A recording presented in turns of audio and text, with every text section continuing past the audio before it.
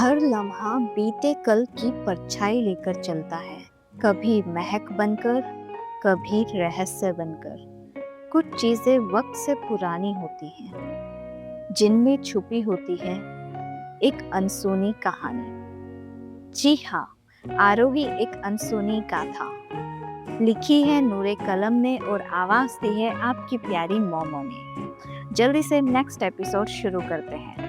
Episode 20, antique glass. VIP section में बैठी आरोही की निगाहें उस शख्स पर टिकी थी जिसने अभी अभी अंदर कदम रखा था।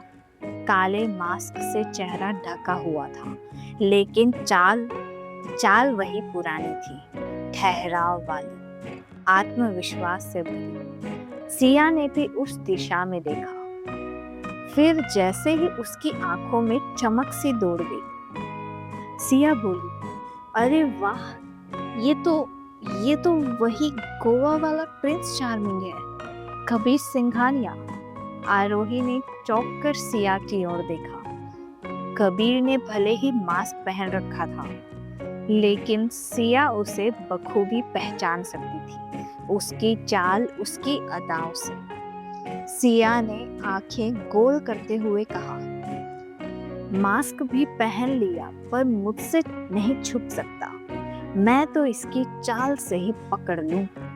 आरोही ने कुछ नहीं कहा, पर उसकी निगाहें बता रही थी कि वो भी पहचान चुकी थी। आरोही ने धीमे से कहा, लगता है मुझे ढूंढते ढूंढते शिमला तक आ गया। सिया ने आरोही का चेहरा देखा, जो अभी कुछ सेकंड पहले मुस्कान से खिला हुआ था, अब बिल्कुल फीका हो चुका था। आंखों में एक अजीब सी ठंडक थी। सिया ने फिक्रमंद होकर पूछा, आरोही तो ठीक तो है ना? आरोही ने कबीर से नजर हटाई, अपनी निगाहें नीचे कर ली और एक लंबी सांस ली। आरोही ने धीमी और भारी स्वर में कहा, ठीक हो, बस फिर से उस रात की याद आ गई थी। सिया ने उसकी ओर झुककर कहा, यार मुझे आज भी लगता है उस रात वो बस थोड़ा ज्यादा पी गया था, होश में नहीं रहा होगा। कबीर ऐसा नहीं है, तू जानती है मेरे अंकल उसे कितनी अच्छी तरह जानते हैं। आरोही ने हल्की सी मुस्कान दी, जैसे बात टाल रही हो। आरोही बोली, अब छोड़ उसकी बातों को, चुपचाप खाना खा। उसने बात तो खत्म कर दी, लेकिन मन से नहीं। उसके चेहरे पर एक थकी सी शांति थी, लेकिन भीतर बहुत कुछ चल रहा था। आरोही की सुपर हियरिंग अब जाग चुकी थी। रेस्टोरेंट की हलचल में भी वो उस शख्स के कदमों की आहट सुन पा रही थी। उसके कान कबीर की हर हरकत पर टिके थे। उसने कौन सी कुर्सी खींची, किस तरफ बढ़ा, सब कुछ।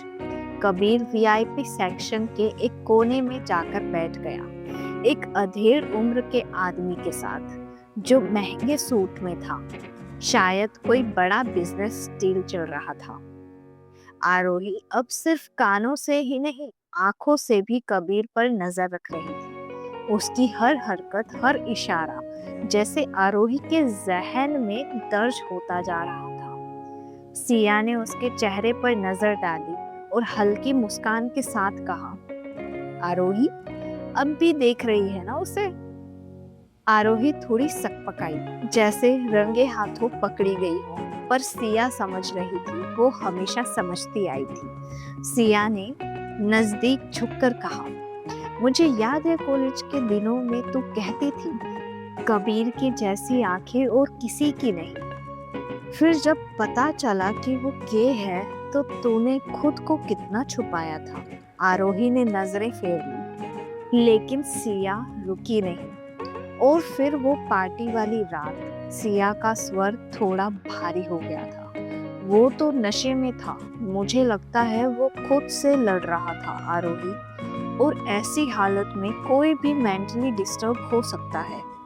आरोही चुप रही, उसके होंठ थरथरा रहे थे, पर वो कुछ नहीं बोली। सिया ने धीरे से कहा, अब मत देख, चल खाना खत्म कर चलते हैं। आरोही ने बिना कुछ कहे सिर हिलाया और कांटे से सलाद उठाया, मगर ध्यान अब भी कबीर पर था। दूसरी ओर कबीर सिंघानिया होटल के एक कोने में वीआईपी टेबल पर विजय मेहता के सामने बैठा था। विजय उम्र में 50 पार हो चुके थे, लेकिन उनके हाव भाव किसी युवा प्रशंसक जैसे थे। उनके लिए कबीर सिर्फ एक बिजनेस पार्टनर था और साथ ही आदर्श भी था। विजय ने हाथ में वाइन बोतल उठाई और खुद कबीर के ग्लास में धीमे से डालते हुए बोले, आपसे मिलकर बहुत खुशी हुई मिस्टर सिंघानिया। कबीर ने हल्का सा सिर झुकाया, लेकिन उसकी आंखों में वही ठंडा प्रोफेशनल भाव था। उसे पता था विजय जरूरत से ज्यादा चापलूसी कर रहा है। कबीर ने सीधा पूछा, बताइए मिस्टर विजय, क्या विषय है मुलाकात का? विजय ने झुककर मुस्कुराते हुए कहा, आपको तो पता है हमारे मेहता इंडस्ट्री और आपके सिंघानिया ग्रुप के बीच एंटीक आइटम्स का पुराना और मजबूत व्यापारिक रिश्ता है। कबीर ने हल्का सिर हिलाया। विजय की आंखों में एक चमक उभरी। ऐसे ही मुझे एक बेहद पुराना और अनमोल एंटीक ग्लास मिला है। कहते हैं पुराने जमाने में बड़े बड़े राजा महाराजा उसी में जाम पिया करते थे। कबीर ने ग्लास को घुमाते हुए उसकी ओर देखा, जैसे परख रहा हो उसे बिजनेस में कितनी दिलचस्पी है और उस आदमी में कितनी सच्चाई। कबीर ने हाथ में पकड़ी वाइन का ग्लास हल्का सा घुमाया, उसमें उठते बुलबुलों को देखता रहा, फिर बहुत धीमे से जैसे अपने आप से बुदबुदाया, एंटीक ग्लास। विजय मेहता ने तुरंत बात पकड़ी और मुस्कुराते हुए बोला, जी मिस्टर सिंघानिया, लेकिन बदकिस्मती से वो ग्लास इस वक्त मेरे पास नहीं है। कबीर की नजरें सीधी उसकी आंखों में जा टिकी। तो फिर? विजय ने धीरे से कहा, जिसके पास है वो सिर्फ और सिर्फ सिंघानिया ग्रुप को ही बेचना चाहता है। कबीर की भौहें हल्की सी तनी, आवाज अब ठंडी और सीधी थी। और ऐसा क्यों? विजय ने थोड़ा झुकते हुए जवाब दिया, कहता है सिंघानिया ग्रुप से अच्छे संबंध बनाना चाहता है, आगे के बिजनेस के लिए एक मजबूत शुरुआत समझिए। कबीर ने ग्लास मेज पर रख दिया, अब पूरी तरह बिजनेस मोड में था। तो कहाँ है वो?